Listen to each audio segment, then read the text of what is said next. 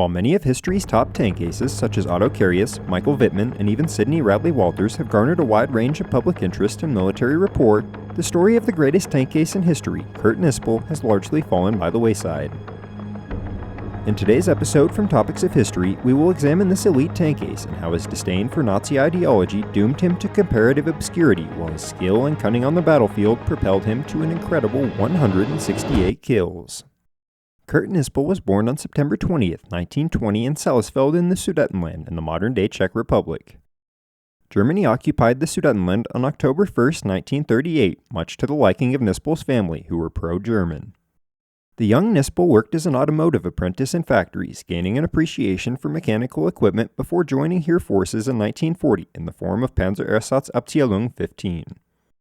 He was sent to Sagan, Lower Silesia, for basic training and panzer training in Putlos, where he spent several months learning to operate Panzer Is, IIs, and IVs. It was here that he first demonstrated his skills as a gunner. He was assigned to the 3rd Company of the 29th Panzer Regiment, part of the 12th Panzer Division. Despite showing great skill as a gunner, his lack of experience meant that he was assigned as a loader for his first few months in combat while acclimating to life in a panzer. After missing out on seeing action in the Balkans, Knispel was present at the onset of Operation Barbarossa with the 12th Panzer Division as part of Heeresgruppe Mitte, or Army Group Center. His first success of the war came on June 22, 1941, the first day of the operation, when he opened fire on Soviet troops hunkered down behind the cover of a small village.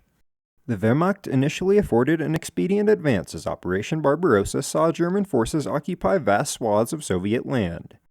Many on the Nazi side were even so confident as to believe that the invasion would be over by Christmas.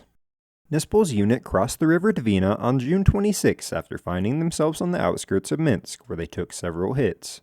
However, Knispel wouldn't score his first tank kill until later on, as his unit was eventually transferred to Heeresgruppe Nord, occupied with extremely intense fighting around Leningrad. After being moved on July 20th, Knispel would finally score his first kill 5 days later as his tank led a column of panzers. Knispel's tank was hit by a Soviet shell, causing his crew to bail out, afraid that the tank would be destroyed. He stayed in the panzer, calmly aiming at the T-34 that had hit his tank before firing a shell, incapacitating the Soviet vehicle. This was particularly impressive as the short-barreled, low-velocity gun on his panzer sported only 50 mm of penetration, with its armor-piercing cap ballistic cap ammunition on unangled armor at 500 meters, with further decreased penetration at longer ranges. This meant that the panzers often struggled to knock out heavily armored targets like T-34s, which sported a minimum of 45 mm of angled frontal armor. Even worse, the KV-1, the USSR's primary heavy tank, had 90 mm of frontal armor, along with 75 mm on the sides and 70 mm on the rear, making it impervious to Knispel's firepower. Despite fierce fighting by Knispel and his comrades, Leningrad held firm, and his unit was plagued with high numbers of casualties as the 3rd Company was forced to combine with the 9th, when the unit's forces dwindled. During the reformation of their units, Knispel would meet Alfred Ruppel, a tank commander with whom he would become close friends and from whom he would learn much. He added 7 more kills to his rapport by January 1942, with one coming when Knispel was outside of his tank on an armed patrol. Hearing the rumble of approaching T-34s, Knispel grabbed a satchel charge, or anti-tank mine, and ran out in front of the Soviet tank, laying the charge under heavy machine gun fire and destroying the vehicle in the process. He is also believed to have taken out another T-34 after seeing a lit cigarette and using it as a target. Knispel and his unit returned to Germany to receive new Panzer IV F2s. These tanks were much like the Panzer IV that Knispel had used so far, with one notable exception. The F2 replaced the old KWK-37 with a much more powerful gun, the KWK-40. The new 75mm cannon sported more than a 75% increase in its APCB round's muzzle velocity, making it much more accurate and easy to aim compared to the older cannon. In addition, the new gun could penetrate nearly 3 times as much armor with 121mm or more penetration at a range of 500 meters. While awaiting his new tank, he was attached to the 3rd Abteilung, 4th Panzer Regiment of the 13th Panzer Division. Most of his unit left for the front on July 11th, but Knispel got stuck behind, awaiting his tank until the 26th. On his way to the front, his train stopped in Krakow, Poland, where Knispel heard a Soviet prisoner crying out in pain near the rails. Further investigation revealed that an SS guard was beating the helpless prisoner. Without thinking twice, Knispel drew his pistol and forced the guard to stop, knocking him onto the tracks in the process. It is important to note at this point that despite being a highly successful German tank ace, Knispel cared little for Nazi ideology, and in particular the Waffen-SS. On at least one occasion, he was known to have stolen coffee and cognac from SS soldiers, distributing them to his unit. Actions such as these and his unkempt appearance made him fall out of favor with his superiors. As a result, he was rarely mentioned in media and was frequently passed over for promotion. It was also for this reason that he never received a Knight's Cross of the Iron Cross with oak leaves, despite tankers with fewer total kills such as Otto Carius, Johannes Bolter, and Michael Wittmann easily receiving the distinction. Knispel eventually arrived in Ukraine on August 4th, joining the rest of Panzer Regiment IV in action in the Caucasus Mountains. Knispel would score another 12 kills during his time fighting in the Caucasus. He was promoted to Unterofficer for his actions and received the Iron Cross Second Class. Along with several other men in his unit, he was selected to crew Germany's newest battlefield behemoth, the Tiger I. After an extended leave with his family for Christmas 1942, Knispel spent the beginning of 1943 learning his new tank and becoming confident operating its massive new 88mm gun. The KWK-36 equipped on the new Tiger proved to be an even further improvement on his Panzer's KWK-40, as the KWK-36 fitted on the Tiger had even more penetration, with 151mm at a range of 500 meters using APCB ammunition. The Tiger also had 100mm of frontal armor, making it highly resilient to most Soviet guns. He placed first in his training class and was assigned to the 1st Company of the 503rd Heavy Panzer Battalion before being sent to Ostfront to participate in history's largest tank battle, the Battle of Kursk. He destroyed his first tank at Kursk on July 7th at a range of 1,500 meters, following this with 7 kills on the 8th at a range of up to 2,000 meters, or roughly 1.25 miles. Shortly afterward, he, along with the rest of his platoon, came across a column of 14 Soviet tanks, destroying 11. Around this time, he was awarded the Iron Cross First Class. Knispel destroyed roughly 27 tanks in and around the Kursk Bulge.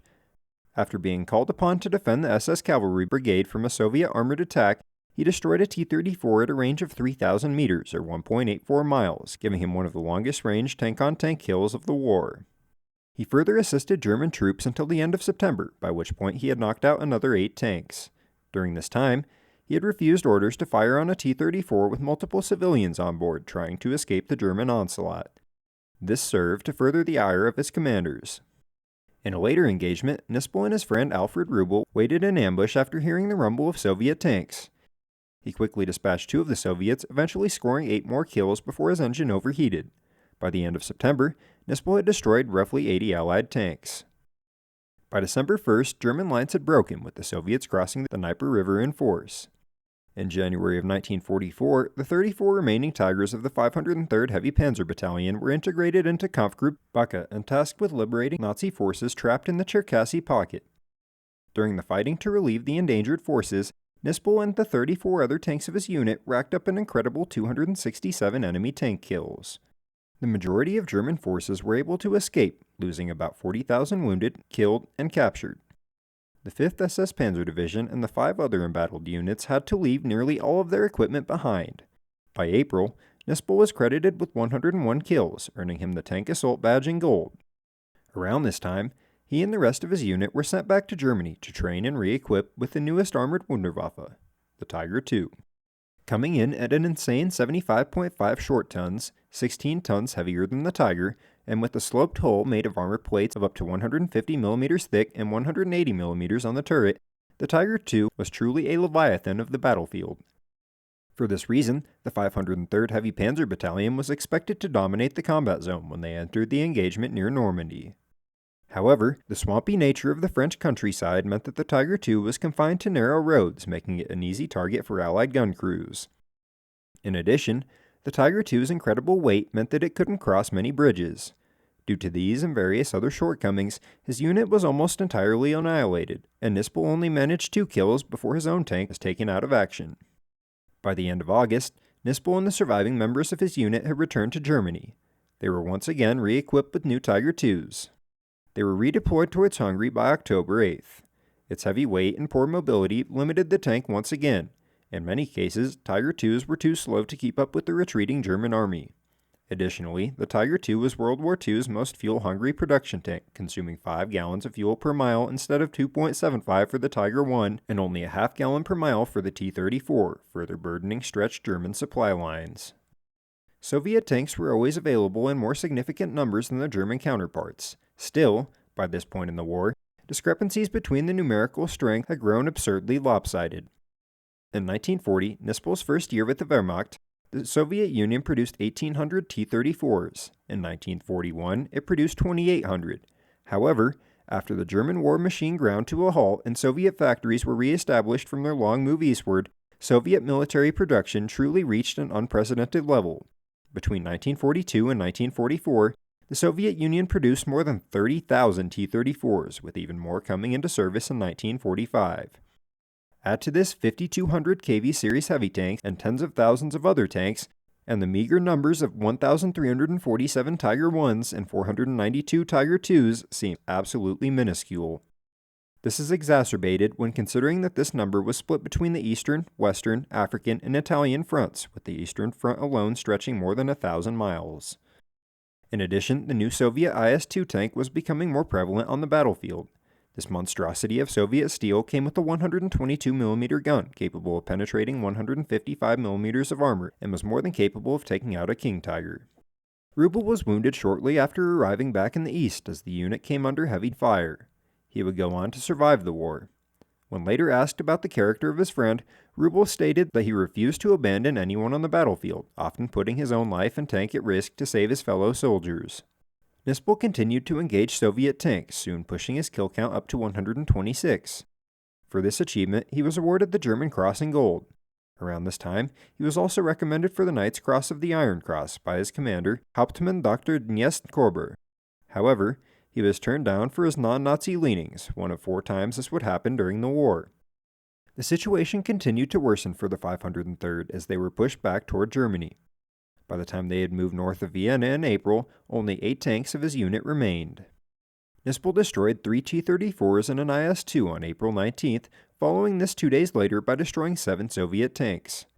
However, his aggression would not come without consequences as his tank was once again pummeled, taking impacts from 24 grenades in one battle.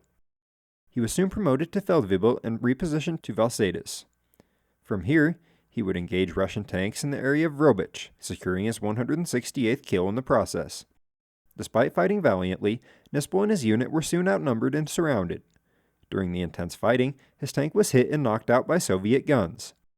A fellow tank commander helped Knispel escape his doomed steed of steel, but the man was shot in the process.